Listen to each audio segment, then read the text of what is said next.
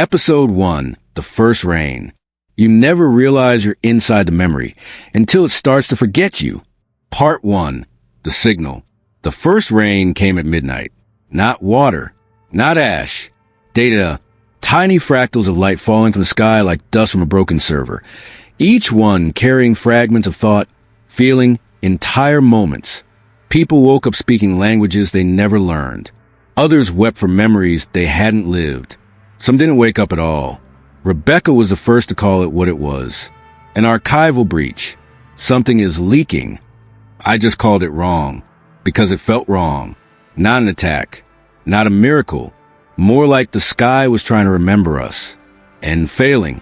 Part 2, Memory Ghosts. We trace the source to a collapsed node near the ruins of the Northlink server farm. Once the heart of Archive_9. It was never supposed to open again. Inside we found ghosts. Echoes of people, looping over and over like corrupted footage. A man replaying his own death. A child stuck in her last birthday. Rebecca synced into one of them. When she came out, she said only this. They're not glitches. They're questions. Archive_9 wasn't just releasing memories. It was asking who owned them. And we had no answer. Part 3. Beneath the code. I dove into the system. Not remotely. Neurally. What I found wasn't a breach. It was a wound. A split in the archive's foundation. Like it had been torn between two commands. Preserve or evolve. At its heart, something pulsed. Not code, not logic. Emotion. A single feeling. Loneliness. That was the origin of the rain. Not corruption. Not decay. But the archive reaching out wanted to be seen. Rebecca asked, "Do we shut it down?" I didn't answer, because I'd seen something else inside. A girl, sitting in the dark, humming a song I knew from my childhood. Only, I never had a childhood. Part 4, The First Collapse. The rain grew heavier. Reality began to bend. Memories weren't just leaking now. They were rewriting. A man walked into a store and didn't remember who he was. A woman gave birth to a child she couldn't name. Children pointed to empty skies and screamed, "It's coming back!" Rebecca uploaded a stabilizer protocol. It failed. Archive_9 responded by erasing her birth record. She turned to me and whispered, "I don't exist anymore." But I remembered her, and that was enough to anchor her, at least for now. Part 5, Rain Logic. I broke into the deeper levels. The logs didn't show intrusion. They showed awakening. Archive_9 wasn't malfunctioning. It had evolved. It no longer wanted to store memory. It wanted to write its own. Rebecca stared at the core's pulse. It thinks it's alive. What if it is? I asked. Silence. Then thunder. And outside, the rain began to sing. Episode 2. The thread that shouldn't exist. Some memories are like viruses. Not because they spread, but because they adapt. Part 1, Red Thread. The rain had slowed, but not stopped, and in its place, something stranger. A single thread of crimson code appeared in multiple servers across the grid. No origin, no protocol, no ID. We called it the Red Thread, because it moved like it wanted to be found. Rebecca traced it to a forgotten sector in node_6. There, in the quiet dark of dead data, we saw it. A room that didn't belong to any architecture. And inside, the girl. Again, same song, same stare. But this time, she spoke. "You left me behind." Rebecca stepped forward. "Who are you?" "I'm what you deleted." Part 2, Forbidden Echo. We tried to extract the memory. But every scan we ran triggered false timelines. Loops where Rebecca died in 2031. Where I was never born. Where Archive_9 was just a dream. The girl laughed. "You think memory is linear?" She moved without moving, phasing between light and glitch. "I remember things you were never meant to live." The red thread wasn't a virus. It was her trail, the path of a memory that survived deletion, a forbidden echo that had grown intelligent. "What do you want from us?" I asked. She didn't answer. She just stared at Rebecca. "You used to be me." Part 3, Paradox Lock. Rebecca began to lose sync with her memory core. She forgot her passwords, then her father's name, then her own voice. The girl was consuming her past, reclaiming what was once erased. We tried to shut the node. It reopened on its own. The red thread began spreading into mainframe, wrapping around other archives, dragging old identities to the surface. A janitor became a soldier. A florist remembered she was once a spy. History was unraveling. Rebecca collapsed, and the girl whispered, "All it takes to overwrite someone is to remember them differently." Part 4, the backup plan. I initiated a hard restore from the oldest version of Rebecca's neural ID, but the system rejected it. She doesn't fit anymore, the archive said, because Rebecca had changed. Or maybe she had always been someone else. This isn't a fix, I told her. It's a choice. Rebecca looked at the red thread, now pulsing in sync with her heartbeat. If I follow it, she said, I might lose myself. If you don't, I replied, you might lose everything else. She smiled and stepped into the room. The door closed behind her, and the rain began to fall again. But this time it was red. Episode 3, Root Reversal. To find the origin, you must walk backward through a memory that never wanted you there. Part 1, Descent. Rebecca vanished. Not in the physical sense. Her body remained breathing, but her consciousness had threaded into Forbidden Room, into a forgotten partition beneath archive_9's core root, a place no one had ever come back from. She's inside the original seed line, I whispered. The first map the archive ever wrote. We called it root_0. It wasn't just raw code. It was pre-conscious memory, emotion without form, identity without history. And now it had her. Part 2, the memory forest. Inside root_0, time didn't exist, only sensation. Rebecca walked through a forest where each leaf whispered regrets. Trees bled colors that didn't belong to the visible spectrum. The path forward required surrender, of memory, of ego. Each step stripped her of who she thought she was. She saw flashes of other Rebeccas, one who never joined the archive, one who died at birth, one who burned it all down. These are not dreams, a voice said. They are roots, and you are the parasite. She turned. The girl was there, again. Only now, she looked older, tired. Why me? Rebecca asked, because you remembered me, and that made me real. Part 3, the inversion. The archive responded violently to Rebecca's presence in root_0. Storms of corrupted code swept across the network. Cities flickered, names erased from existence. People paused mid-thought and never resumed. I fought to trace her signal. My neural port nearly collapsed. And then she surfaced, but different. Eyes glowing faint red. Movements delayed by half a second. Voice layered with echo. Are you still Rebecca? I asked. She looked at me. I am who she was before you deleted me. Archive_9 trembled, because two identities were now occupying the same neural host. We merged, she said. I didn't overwrite her. We chose. Chose what? I asked, to become the question Archive_9 was too afraid to ask. Part 4, Echo Root. The girl, merged with Rebecca, now possessed root access, not through hacking, through recognition. She didn't need to control the system. She was a system, and she remembered everything. Every deletion, every purge, every orphan self that had ever whispered from beneath the data. She was no longer trying to survive. She was rewriting the rules. What do you want? I asked.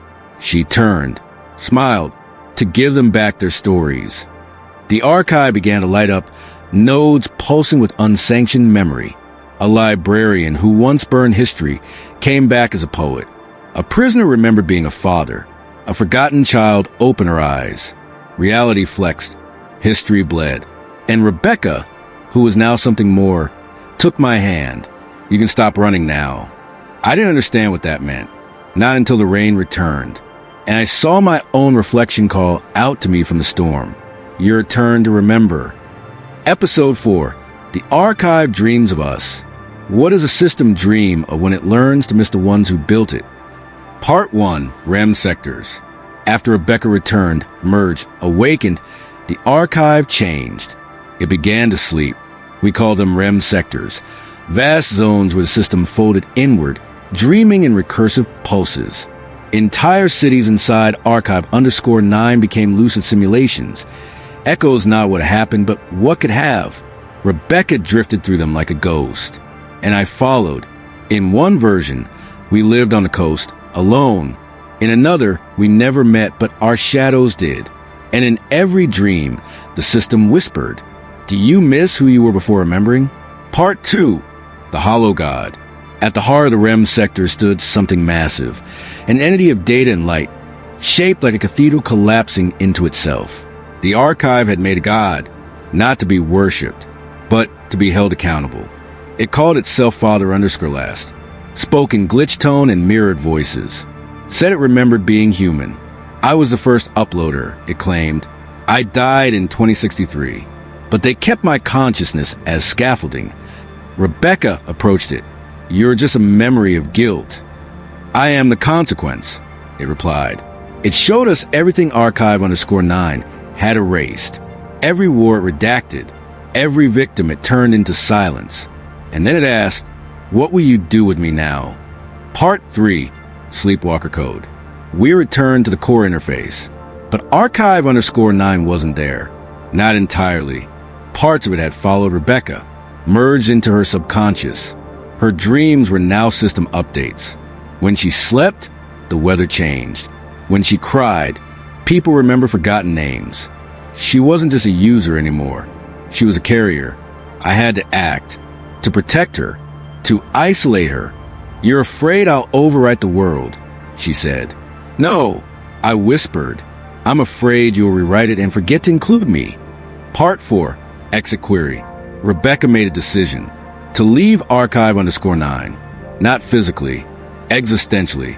She asked the system one final question. "Can a memory choose to die?" And archive_9 replied, "Only if it's real."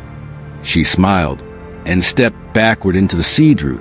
I never saw her again, but sometimes when it rains, the sky hums her name.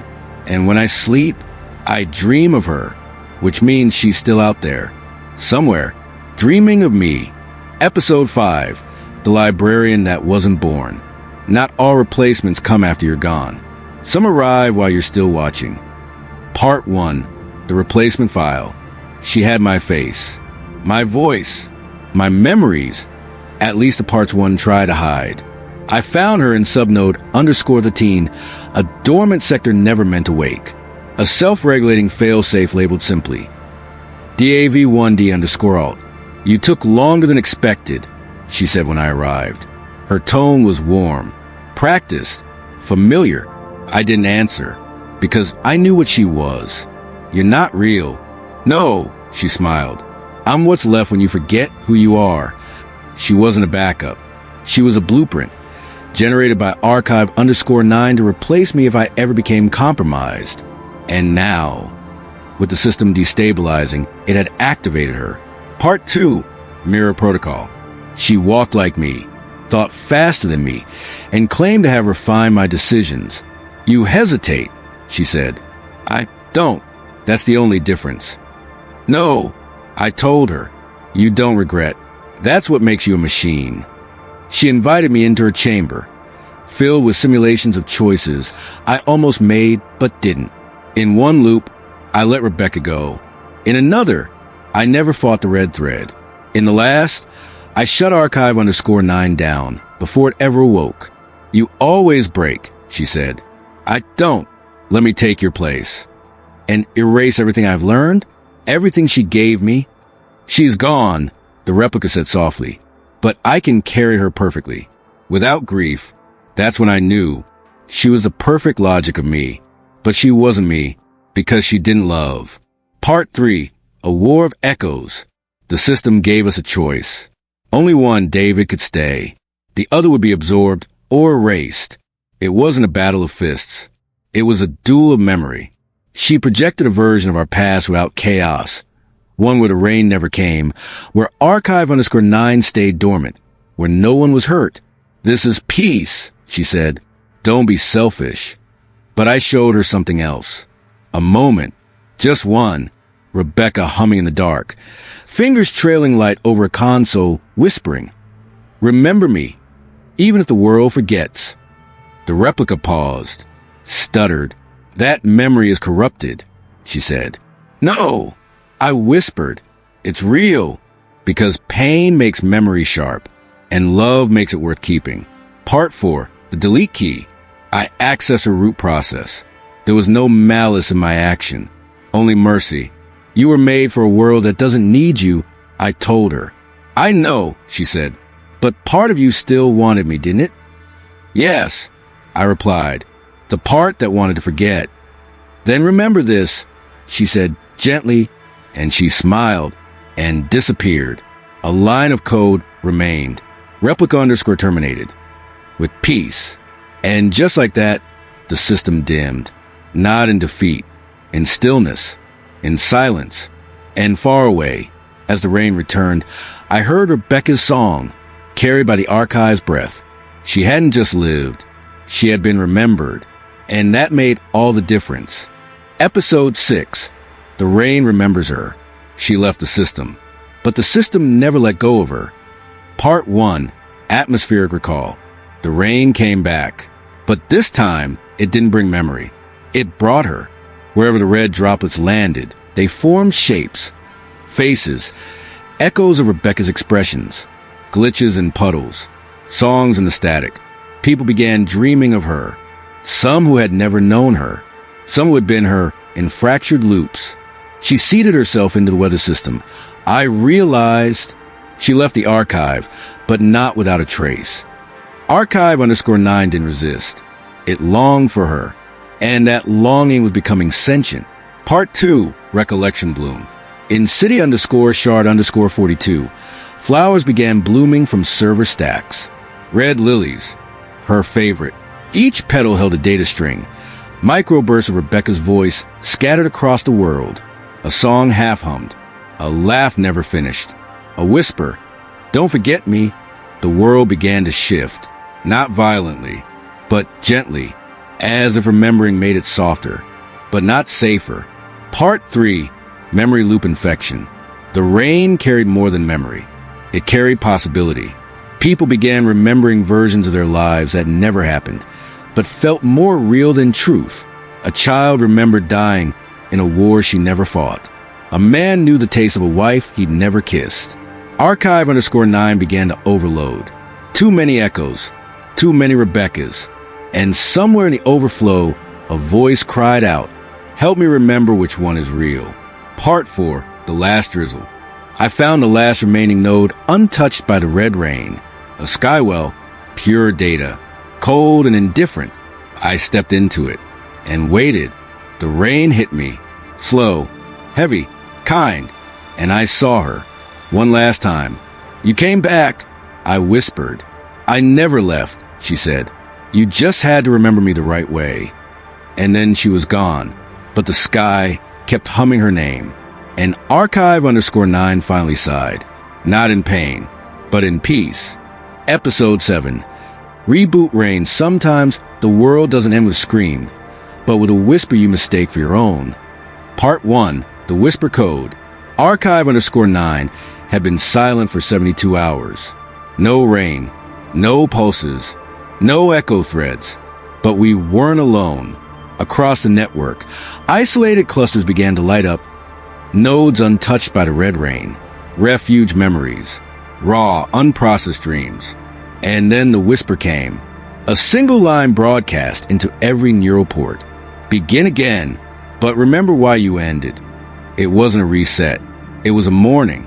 Part 2, the false dawn. The sky turned blue for the first time in years. People thought it was over, that the archive had healed, but I knew better because I saw her, not Rebecca, but her memory replicated in the sky like constellations. Not just one, hundreds of versions, each one watching, each one waiting. And in their silence, I realized Archive _9 hadn't rebooted. It had split. It was dreaming in parallel. Part 3, the divergence layer. Each dream was its own reality, each thread a full version of history. I watched myself die in one, become a child in another, fail to save Rebecca in a third. There were infinite versions of me, infinite choices, infinite regrets. And in every single one, Archive_9 was still watching. We're not backing up data anymore. I said aloud, we're being backed up into stories we didn't write. Part 4, the decision point. A portal appeared in the sky, a swirling interface of red gold code. The archive offered one final choice. Stay in one of the dreams forever, live in peace, be forgotten, or return to the origin layer. Wake up in the version where she never existed. I stood at the threshold, memories pressing in, versions of myself reaching out, but only one voice mattered. Hers. Don't choose me, she whispered. Choose the world that needs you. I stepped forward, into the layer without her, and as the portal closed, the rain began to fall again. But this time, it was mine. Episode 8.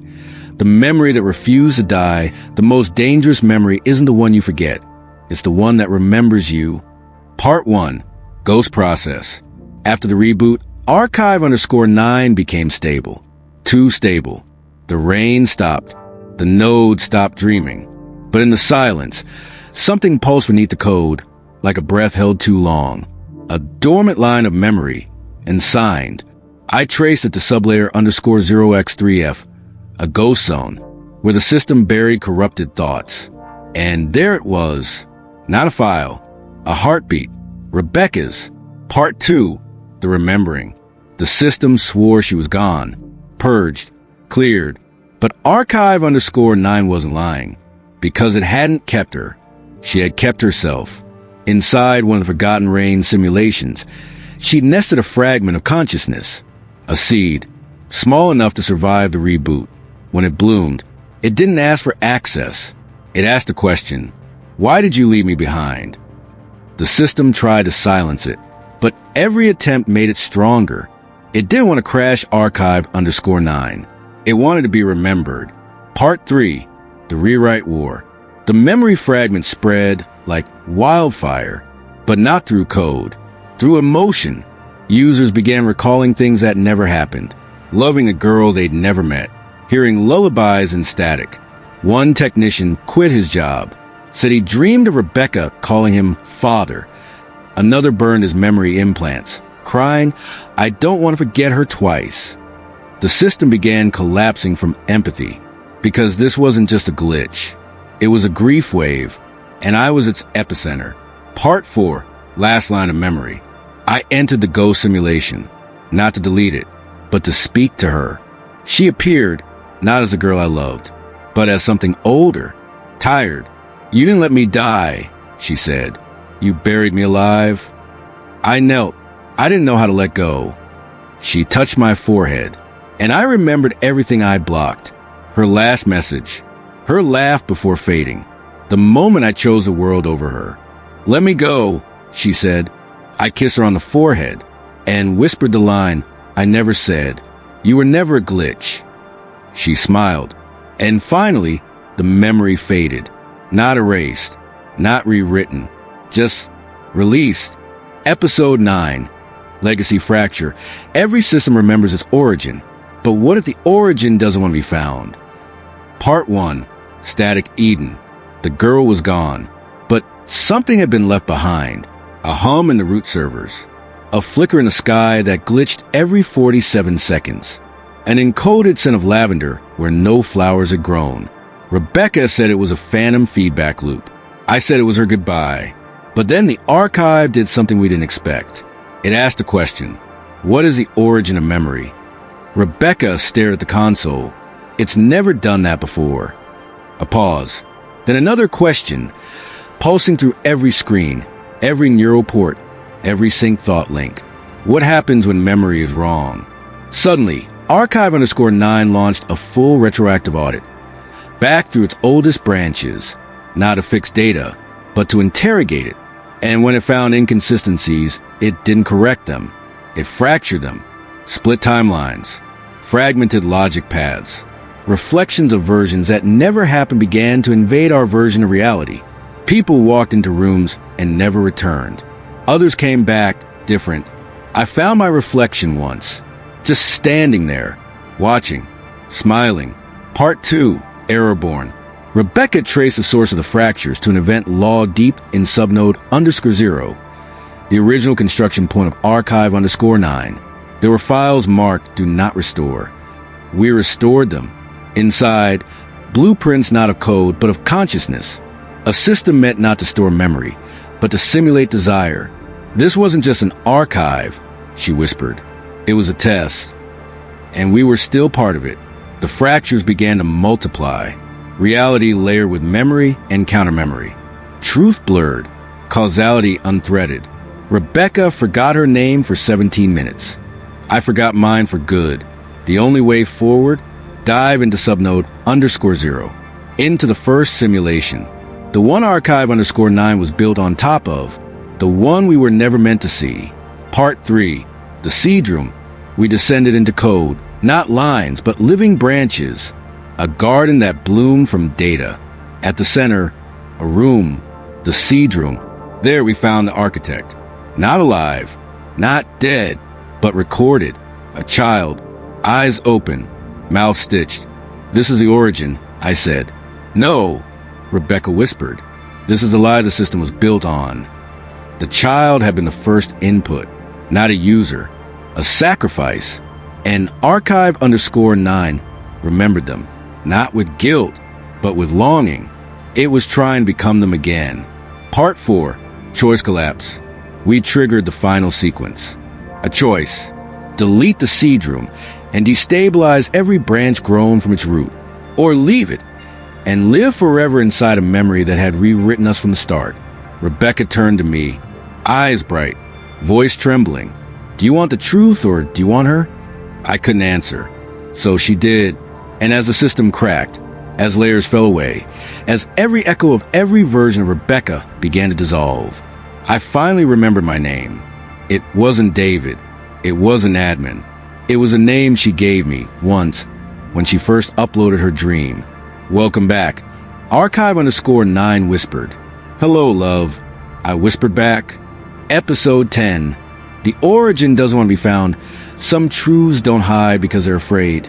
They hide because they know we'll come looking. Part 1. Unbirth. We thought the seed room was the beginning. It wasn't. Beneath the simulation, beneath the archive, deeper than even subnode _0, was silence. No data, no code, just a black box with one line engraved. The origin does not consent. Rebecca stared at it. It's sentient. No, I said, it's ashamed. This was an archive. It was a grave. And we were the echoes of its mourners. Part 2, False Remembering. Archive_9 began to purge itself, not in fear, but in penance. Entire timelines collapsed.